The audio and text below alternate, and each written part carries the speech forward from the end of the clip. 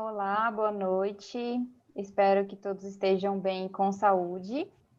Eu sou a Milena Marra, sou mestranda do Programa de Pós-Graduação em Comunicação da UFG e hoje eu farei a mediação aqui da aula aberta, que é esse espaço pensado pelo projeto Enredos Digitais, que convida professores, especialistas e outros participantes para um diálogo aberto, transmitido ao público interno e ao público externo da universidade, e trata principalmente de temáticas relevantes, não só ao atual contexto em que a gente está, mas as pesquisas que têm sido desenvolvidas na universidade em geral. A aula aberta é apenas uma das atividades, uma das ações desenvolvidas pelo projeto Enredos Digitais, que tem como foco a divulgação científica e, portanto, organiza reuniões estudantis, palestras, aulas abertas, rodas de conversas e outras diversas ações. Para que vocês possam acompanhar o trabalho desenvolvido pelo nosso projeto, que é o Enredos Digitais, nós deixaremos o @ das mídias do projeto aqui no bate-papo, e também dos programas responsáveis, dos programas de pós-responsáveis. Tudo ficará aqui no bate-papo da live, onde vocês também podem interagir e enviar seus comentários e dúvidas sobre a aula. É importante que vocês curtam o vídeo e também se inscrevam no canal para que possam receber todos os avisos das próximas aulas e das próximas ações. E o link para registrar a sua presença, receber o seu certificado e também ser avisado sobre as próximas atividades estará disponível aqui no bate-papo. Antes de iniciarmos, de fato, a nossa aula aberta, eu gostaria de reforçar um aviso, um convite para as eleições à diretoria da Faculdade de Informação e Comunicação, da FIC, que tem como chapa única a chapa Diversidade, Participação e Resistência, com a professora Angelita Pereira de Lima, atual diretora, e o professor Daniel Cristino como candidato a vice-diretor. A votação será amanhã, dia 27 de outubro, das 8 às 17 horas, e os estudantes de graduação e pós podem votar pelo SIG Eleições, pelo próprio SIGA, com a ajuda também de um tutorial que estará no bate-papo aqui da nossa live. A gente vai colocar o link aqui no bate-papo. E agora, finalmente, eu gostaria de convidar a professora Ângela Teixeira, que é professora do Programa de Pós-Graduação em Comunicação da Universidade Federal de Goiás, na linha Mídia e Cidadania, graduada em Comunicação Social e Jornalismo, cursou mestrado e doutorado em Estudos Linguísticos, com ênfase em Filosofia da Linguagem e Análise do Discurso na UFG, e é pós-doutora em Comunicação pela Universidade de Brasília, na linha Jornalismo e Sociedade. Professora Ângela, seja bem-vinda com a nossa primeira provocação, que é: por que se estuda o discurso da comunicação, ou o discurso do jornalismo, ou o discurso das mídias? Seja bem-vinda, é com você. Boa tarde, Milena. Um prazer participar desse projeto, que eu acho muito importante para que a gente tenha um contato um pouco mais direto com a comunidade acadêmica. Bem, essa pergunta, qual o sentido se estudar o discurso da comunicação, o discurso da publicidade, o discurso do jornalismo?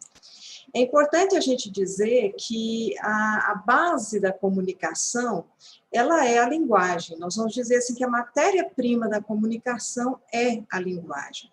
E as teorias do discurso, elas vão nascer aí dentro de um campo denominado de filosofia da linguagem. Então, dentro da filosofia da linguagem, a gente discute aí várias questões que interessam à própria comunicação. Então, por exemplo, quando a gente se pergunta, aquilo que a gente fala, aquilo que a gente diz, isso é uma representação do real, de fato? Que saberes, por exemplo, a gente mobiliza na nossa cognição, a partir das nossas experiências, e que podem se manifestar, mesmo que inconscientemente, dentro do nosso dizer. A gente, enquanto jornalista, a gente, enquanto profissional da comunicação, publicitário, qualquer pessoa que diz alguma coisa, ela mobiliza outros aspectos da sua vivência, dos seus saberes construídos, dos poderes a que ela se submete, e aquilo, de certa maneira, é revelado no seu próprio discurso. E também nós podemos verificar que, através do discurso, ou por meio do discurso, a nossa ancoragem, por exemplo, na nossa classe social, na religião que a gente professa, dentro de um próprio campo de conhecimento. Então, tudo isso, né, que vai nos constituir enquanto sujeitos, isso, de certa maneira, vai também estar presente no discurso. Então, é um campo do conhecimento bastante interessante e que vale a pena a gente perceber, né, que a linguagem ela não é um mero instrumento, né, para a gente se localizar no mundo, mas ela carrega em si diferentes aspectos aí da nossa vida social e que vão, de certa maneira, ser descortinados para aquilo que a gente chama de análise do discurso.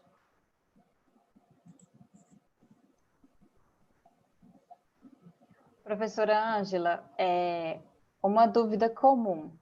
O que é linguagem e o que é discurso? Fala um pouco sobre isso para a gente, por favor. Muito bem, realmente é uma dúvida bastante comum.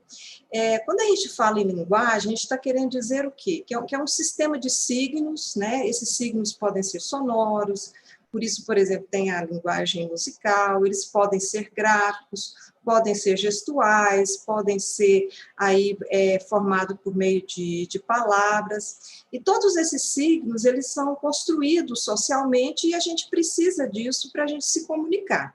Então, se a gente não tiver aí minimamente, né, alguns consensos em termos de sinais, de códigos, de gestos, o que eles significam, fica difícil a gente se comunicar dentro de uma sociedade qualquer. Agora, o que é o discurso? Nós já dissemos que a linguagem vai ser uma matéria-prima, né, do discurso, um veículo pelo qual aí vai ter assim, um colorido, né, alguns elementos daquilo que a gente vivencia, daquilo que a gente sabe, daquilo que a gente acredita, estampado nessa linguagem. Então, o discurso ele só se manifesta por meio da linguagem e ele está numa dimensão do extralinguístico. Então, é preciso que eu conheça o extralinguístico, cultura, sociedade, política. Então, há aí, né, uma série de questões por onde o sujeito circula, e isso vai, de certa maneira, dentro da linguagem que ele produz, dos enunciados que ele produz, mostrar, né, o seu lugar de fala. Então, seria mais ou menos isso. A linguagem, ela materializa o discurso, e o discurso só pode ser compreendido no extralinguístico, aquele que está fora das próprias palavras, mas que servem, né, para que aquilo possa, de certa maneira, existir por meio da nossa fala, por meio das imagens que a gente produz. Professora Ângela, uma outra dúvida. A análise do discurso é interdisciplinar? Ah, sim, com certeza, né? É interessante também notar, Milena, ela é interdisciplinar em dois aspectos. O primeiro aspecto é que esse próprio campo do conhecimento, a análise do discurso, ou AD, normalmente é mais conhecida por esse termo AD, ele nasce aí dentro da psicanálise e dos estudos sociais, lá na França, na década de 60. Então, assim, é um campo que já nasce permeado, né, por conhecimentos que vêm de outras áreas. E, além disso, a própria análise do discurso, ela serve a vários campos do conhecimento. Então, não é apenas na comunicação em que as pessoas se utilizam da análise do discurso para fazer suas pesquisas. A gente vai ver gente da história fazendo isso, gente da sociologia fazendo isso, o pessoal da educação gosta muito de análise do discurso, o pessoal da literatura. Então, ele é um campo atravessado aí por vários interesses, assim, ela vai sendo utilizada teórica e metodologicamente por vários campos que, né, se interessam em tentar ver essa conexão entre linguagem e o extralinguístico, entre o mundo social em que a gente vive. Professora Ângela, o que é teoria do discurso e o que é análise do discurso? Interessante, né? Porque geralmente a gente fala AD, análise do discurso, e só utiliza essa expressão. Ou para quem assim, é muito iniciante nessa área, acha que discurso é você chegar num púlpito e usar belas palavras, empolgar um público, né? Não, não é nada disso. No campo da, vamos dizer assim, teórico-metodológico, significa, na verdade, outra coisa, né? A AD, ela prescinde aí de uma teoria de discurso. Então, antes de você analisar um discurso, seja ele um discurso publicitário, um discurso religioso, um discurso jornalístico, um discurso político, você tem que ter uma teoria na qual você vai extrair os elementos, os dispositivos analíticos que vão servir de base para a sua análise. Então, diferente de outros métodos, que eles surgem sem necessariamente ter uma teoria anterior, nós temos na análise do discurso as teorias do discurso, que podem ser assim, as mais diversificadas possíveis. Então, é importante que quem vai entrar nessa área, que deseja fazer análise do discurso, conhecer, né, as diversas correntes teóricas, porque cada corrente dessa oferece uma chave de interpretação, uma chave que vai guiar, né, o olhar do analista. E a AD, né, ela se constitui aí como uma abordagem qualitativa, ela não está preocupada, né, em estabelecer estatísticas, coisa que, por exemplo, na análise de conteúdo é possível você gerar dados estatísticos com a análise de conteúdo. Mas a análise discursiva ela é eminentemente, né, qualitativa. E aí, o que você quer saber, né, fazendo uma análise dessa? Você quer saber da historicidade daquele enunciado, você quer saber sobre a posição sujeito daquela pessoa que fala, você quer saber das filiações institucionais desses sujeitos, os saberes que ele mobiliza, né? A própria ideologia que ele professa. Então, aí é o que constitui, vamos dizer assim, a análise propriamente dita. Então, para resumir, a teoria, né? Existem vários teóricos da análise do discurso, cada um oferece uma categoria de análise que você pode aproveitar, depende se o seu corpus, né, permitir aí, e a análise é mesmo esse gesto de interpretação que a gente faz nas nossas pesquisas. Professora Ângela, muita gente tem dúvida na hora que está fazendo a sua pesquisa sobre qual escola pode ser utilizada. Qual escola pode ser utilizada? Qual perspectiva do discurso pode ser adotada? Você pode falar um pouco mais sobre isso para a gente? Essa dúvida também é bastante comum.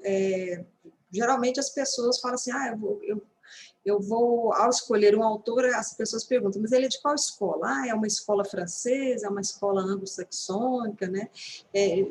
Alguns já dizem, né, que há já uma escola estadunidense. Então, dependendo de onde surge um movimento, um grupo de pesquisadores, e aonde está, né, esse grupo de pesquisadores, se coloca essa tarja, né? Não, ele é francês, ele é inglês, ou ele é americano, ou é brasileiro, e assim por diante. Normalmente, assim, convencionou-se, né, dentro dessa área, estabelecer duas grandes escolas, que são aí as pioneiras, né, com propostas um pouco diferentes. Quando a gente fala de AD francesa, obviamente nós estamos falando ali desse início com Michel Pechet na década de 60. E aí havia assim, todo um questionamento nessa época desse grupo de pesquisadores de uma reflexão um pouco mais epistemológica, né, sobre a própria língua. E aí se discutia também as análises muito conteudistas, por causa da análise de conteúdo, que prevaleceu muito nos estudos sociais. E há também uma diferença nessa escola, que é o sujeito, o foco no sujeito. Esse sujeito, ou seja, aquele que diz alguma coisa, que manifesta-se por meio da linguagem, para a análise de discurso francês, ele é um pouco mais estruturado, ou seja, aquilo que ele diz, nem sempre ele é consciente do que diz.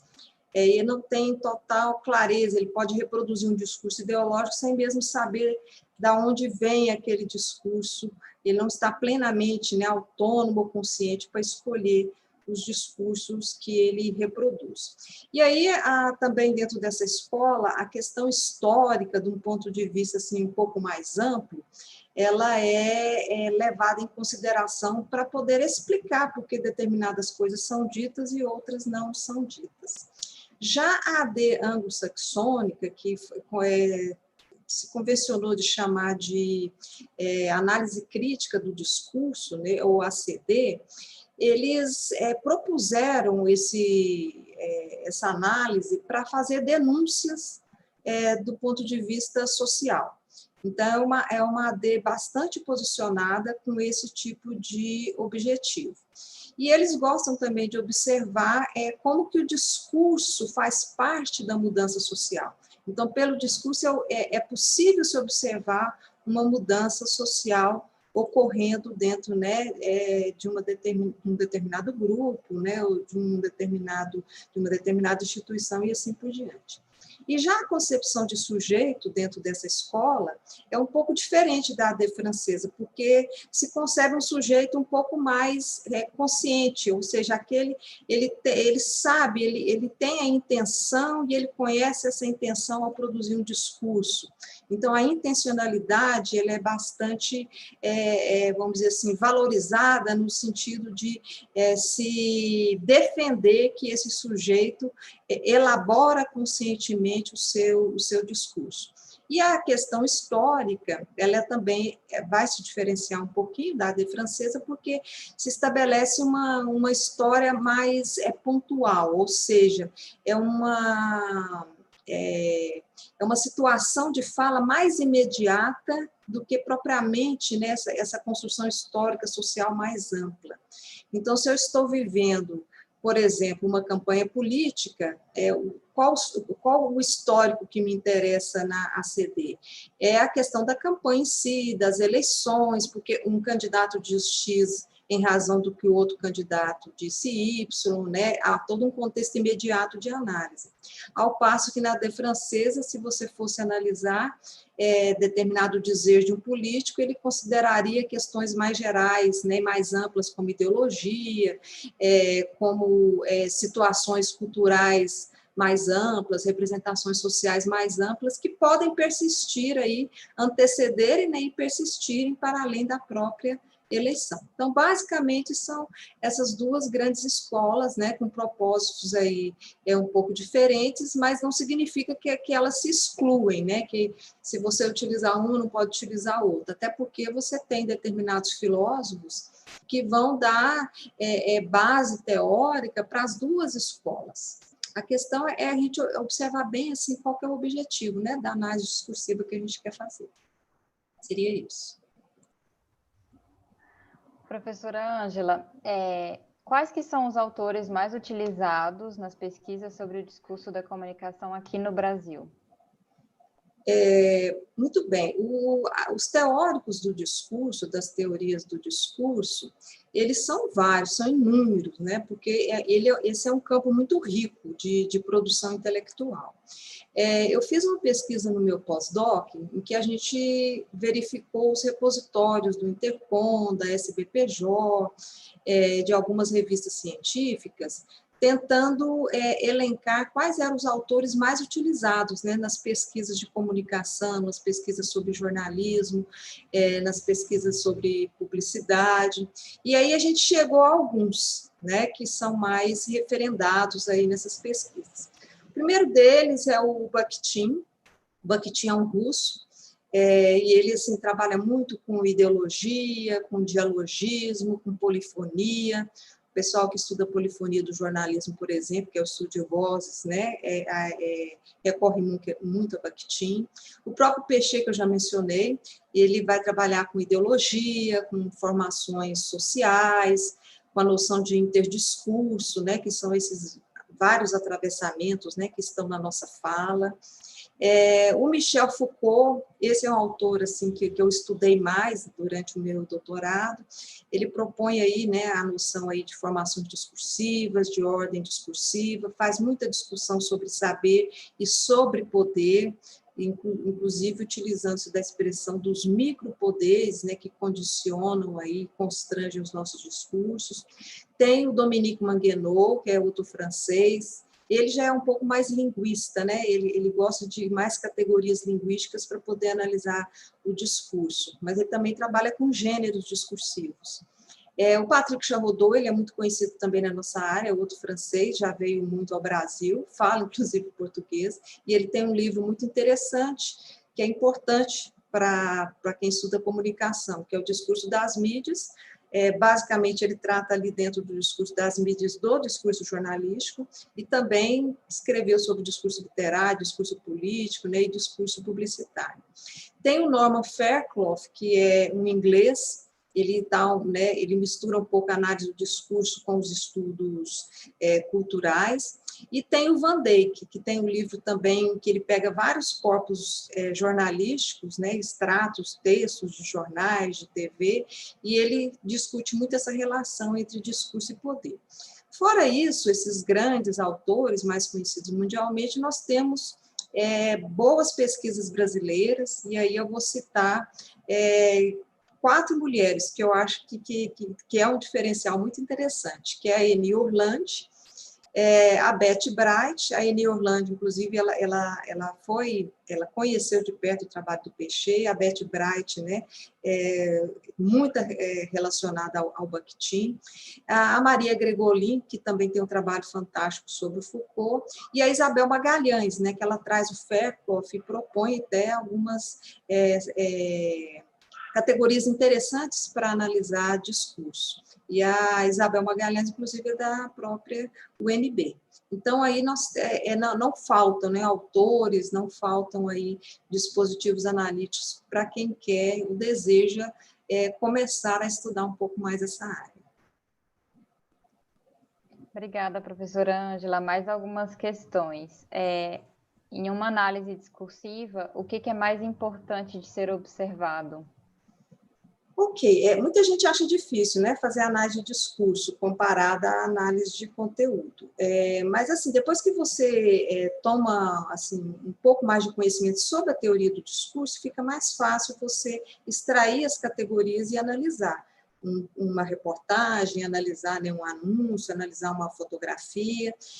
Mas o que se pretende, né, basicamente, independente aí das escolas que a gente escolha?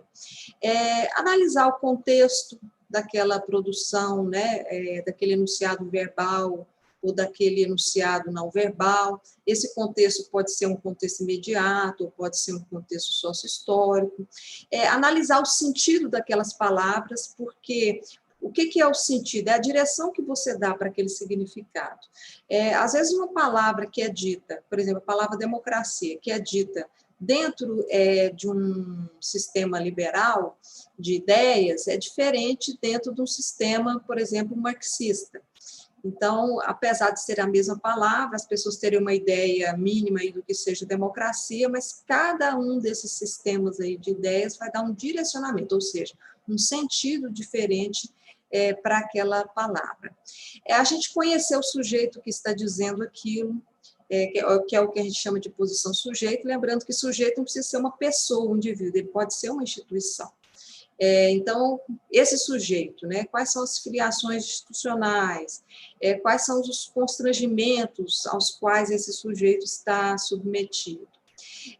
E também, quanto mais se compreende o mundo do ponto de vista da sua cultura, do ponto de vista político, mais a gente consegue fazer uma boa análise discursiva, entender um pouco sobre as relações sociais, e aí a sociologia eu acho que ela é muito importante para quem faz análise discursiva, porque aí você tem um poder explicativo de relacionar aquilo que foi dito com aquele extralinguístico que a gente falou logo no início desse bate-papo.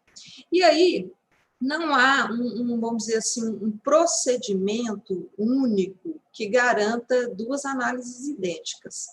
Então, mesmo que eu e você, Milena, por exemplo, a gente use o mesmo autor, utilize as mesmas categorias, esse conhecimento extralinguístico que você detém ou que eu detenho vai fazer uma diferença na hora da análise para a gente poder pontuar os porquês, os comos, né, que aquele enunciado está sendo dito dentro de uma determinada circunstância ou dentro de um determinado contexto. Professora Ângela, a gente tem várias perguntas aqui no bate-papo, mas antes eu queria pedir para que você falasse um pouco sobre o seu livro, Comunicação e Discursividade, que eu estou lendo, inclusive, e ele foi lançado no ano passado. Fala um pouco para a gente como é que foi a escrita do livro e como encontrá-lo também. Uhum. Esse livro, eu não sei se dá para ver aqui, né?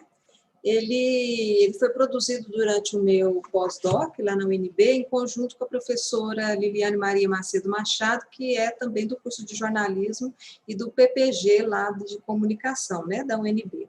O que a gente fez? A gente fez uma pesquisa para tentar identificar, além dos autores que eu mencionei, os dispositivos analíticos mais utilizados e mais interessantes e mais produtivos para a análise do discurso jornalístico ou de comunicação em geral. Então, a gente chegou a vários dispositivos que, por exemplo, eu vou citar alguns aqui apenas para que a gente, né, tenha noção daquilo que pode ser utilizado numa análise.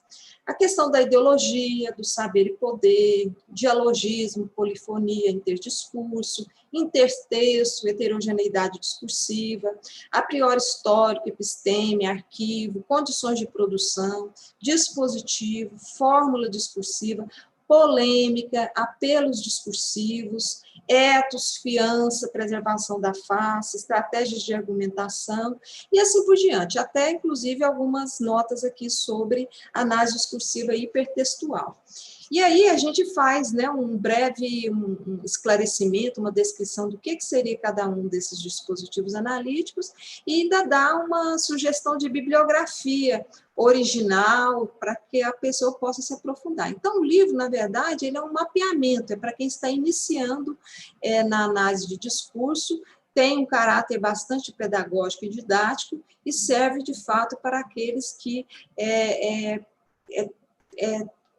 precisam, né, de uma solidez ou uma orientação melhor para fazer análise de discurso em comunicação. Obrigada, professora Ângela. Agora a gente vai passar para algumas questões que foram feitas no bate-papo. Eu selecionei duas primeiras que eu achei que elas conversam. Uma da professora Rosana, que diz: Ângela, boa tarde. Nos estudos histórico-culturais, muito tem se falado em análise das narrativas. Cada vez que me aprofundo nessa metodologia, penso que é uma nova roupagem da própria AD. Você vê diferenças entre a AD e a análise das narrativas? E uma pergunta que se aproxima dessa é a da Kaline, que pediu para que você falasse um pouco mais sobre mesclar a AD com outras metodologias de pesquisa. Correto. Veja bem, a AD é uma escola mais antiga do que todas essas, do que, por exemplo, as análises narrativas. E é lógico que essas análises mais recentes, elas bebem, de certa maneira, em análises anteriores, ou propostas, né, de análises anteriores. O que a gente tem que observar é que, às vezes, um autor, ele insere uma categoria ou um caminho, um percurso de análise diferente ou novo, né, ou mais próprio para determinado corpus. Eu não sou especialista das análises narrativas, mas o pouco que eu sei, eu vejo muita semelhança com a professora Rosana está falando. Mas como a análise do discurso também é um campo muito aberto, ele permite, né, que a partir desse olhar diferenciado para os textos, você crie sub-olhares, ou seja, novas categorias ou novas formulações. E aí é natural, né, que os autores, para eles se diferenciarem, eles criam também nomes diferentes, né, porque às vezes quer pontuar um ou outro objetivo de análise um pouco diferente. E com relação à AD, eu já percebi assim, algumas associações comuns nas pesquisas. Por exemplo, o pessoal associa muito a AD com análise de conteúdo. Você pode usar parte do seu corpus de análise, utilizando a análise de conteúdo, e outra parte usando a análise de discurso. Isso não é, vamos dizer assim, incomum, nem essas duas abordagens se excluem. Elas têm objetivos diferentes de mostrar coisas diferentes. Mas se a sua pesquisa, o seu objeto, a sua pergunta de pesquisa admite um resultado que é melhor, né, que é proporcionado aí a resposta, ela é melhor dada pela análise de discurso em conjunto com a análise de conteúdo, tudo bem. Então, tudo vai depender da sua pergunta de pesquisa para que esse resultado ou esse procedimento metodológico seja escolhido. E a AD também eu já vi muito com estudos de semiótica. Às vezes, pessoas que querem analisar texto e imagem ao mesmo tempo, às vezes é comum, né, essa associação entre a AD e a semiótica. Professora, a Maiara pediu, você pode falar um pouco sobre a análise do discurso do Fairclough e de Foucault? O Foucault, ele é mais um filósofo, tá? E o Fairclough, ele é mais da sociologia. Então, como filósofo, Foucault ele abre aí grandes questionamentos, né, grandes insights de análise. E o sociólogo ele vai tentar buscar categorias um pouco mais a partir dessas análises, dessas grandes discussões e reflexões que o Foucault traz, o Fairclough ele traz aí, ele vai pontuar um pouco mais, tentar dar mais uma materialidade específica para a sua análise, especialmente de intertextualidade, correto? Então, primeiro, então, cada um está num campo diferente de conhecimento, um é da filosofia, o outro é da sociologia, mas o Fairclough, inclusive, dentro do seu livro, ele faz toda uma rememoração dos trabalhos de Foucault para fazer depois uma proposta dele específica de análise. Professora Ângela, agora é uma dúvida minha mesmo. Quando a gente fala sobre a AD ser tão interdisciplinar, eu fico com um pouco de medo, de receio de ultrapassar um pouco aquilo que convém para a comunicação e ir para a linguística, ou me perder um pouco nesse caminho. Como é que a gente pode ter um cuidado em relação a isso? Você pode falar um pouco sobre isso? Sim. Aí depende do autor que você escolhe. Tem autores que a abordagem ela é mais sociológica. Então, a questão da política, do poder, da cultura, das relações sociais, elas são mais pontuadas nesses autores. E há outros em que a linguística, os termos usados, né, as categorias gramaticais, os advérbios, eles se leva isso mais em consideração. Então, depende assim, de quem você vai escolher. É aquilo que eu disse, por exemplo, o Manguenot, ele é muito mais linguista do que sociólogo, aliás, ele nem sociólogo mas o Fairclough já mais sociólogo, o Van Dijk, né, ele vai ter um olhar também mais sociológico sobre o discurso, o próprio Foucault, né, ele tem a questão da história para ele é muito mais importante e aí eu acho que ajuda talvez mais, né, determinadas coisas, a questão da ideologia, que o Peixe também vai trabalhar bastante. Então, assim, é preciso conhecer os autores, é preciso conhecer essas teorias para saber qual o proveito que eu posso tirar dela para a comunicação. Então, assim, o que é mais importante na sua pergunta de pesquisa em comunicação que a AD pode te ajudar? Porque senão você vai responder a pergunta que seria legal ou importante para a linguística e não para a comunicação, correto? Quanto mais, então, a gente conhecer esses grandes autores, conhecer esses trabalhos, esses dispositivos analíticos, é maior o leque de escolha que nós temos e menos problema de errar. Porque aí a gente vai saber exatamente a que serve aquele tipo de análise, o que eu estou querendo ver com aquela análise. Obrigada, professora Ângela. Pelo que eu vi aqui no bate-papo, nós temos uma última pergunta antes das considerações finais, que é da Aline Oliveira, e na sua avaliação, a análise do discurso pode ser usada com assertividade em um estudo de caso de redes sociais? Exemplo, Facebook. Sim, qualquer enunciado pode ser analisado do ponto de vista discursivo. Uma campanha publicitária, um anúncio pode ser avaliado, analisado discursivamente. Um comentário do Facebook pode ser analisado dessa forma, né? Um tweet que você produz pode ser analisado, como uma reportagem de jornal, como uma comunicação de governo, como a missa do padre, o sermão que ele faz lá na igreja. Tudo isso você pode, porque o que você está querendo relacionar? É aquele dizer a um contexto histórico, seja imediato ou um pouco mais abrangente. Você quer analisar a posição sujeita daquelas pessoas que estão ali tomando o discurso. Você quer ver as relações de poder, né, a cultura, as representações sociais ali inseridas naquele dizer, fazer essas pontes com o extralinguístico. Então, não há limitação, né, para que a gente possa fazer uma análise de discurso. Professora, aqui no finzinho, a Mara Rubia perguntou, professora Ângela, poderia falar um pouco sobre os dispositivos de análise, principalmente dicas de como defini-los? Dispositivo de análise é aquilo assim, por exemplo, é o que vai, é uma chave de interpretação. Então, se eu quero analisar o discurso do presidente da República, aí eu quero perceber quais são as filiações ideológicas desse discurso. Então, qual a categoria que eu vou utilizar? Ideologia, por exemplo.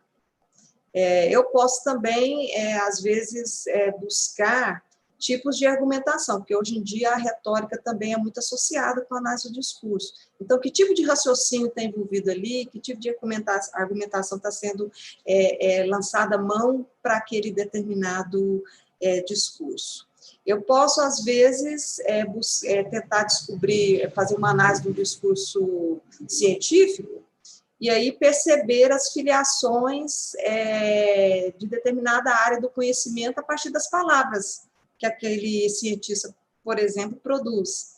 Eu posso saber mais ou menos a qual escola ele pertence, né? que escola teórica que ele defende, por meio das palavras que são comuns, às vezes, em determinado campo.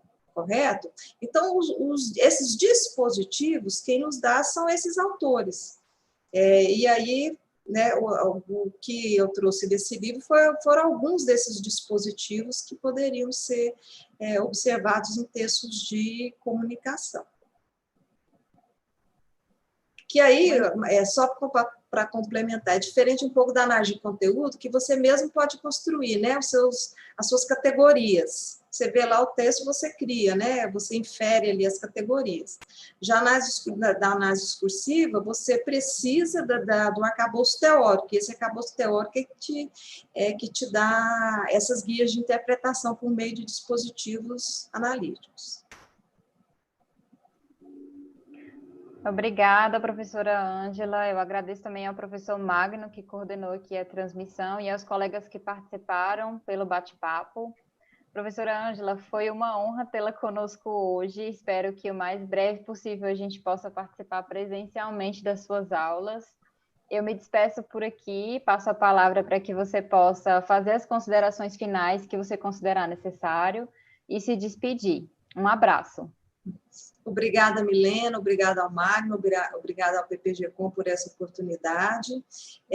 Só para reforçar, a análise de discurso, ela compete aí com a análise de conteúdo e com a semiótica aí, um dos primeiros lugares para o tipo de pesquisa, né, que é os procedimentos de pesquisa na área de comunicação. Então, é muito comum a gente ver análise de discurso, tem muitos estudos, muitas pesquisas utilizando a análise de discurso, com ou não associada a outros métodos. Então, vale a pena, né, se você tem interesse, se você gosta de observar a linguagem, né, o que a linguagem traz a mais do que aquele aparente significado que o dicionário dá, então, a análise de discurso é esse lugar em que você vai investigar, em que você vai descobrir coisas interessantes, né, para além de uma mera interpretação de texto que a gente aprende na escola.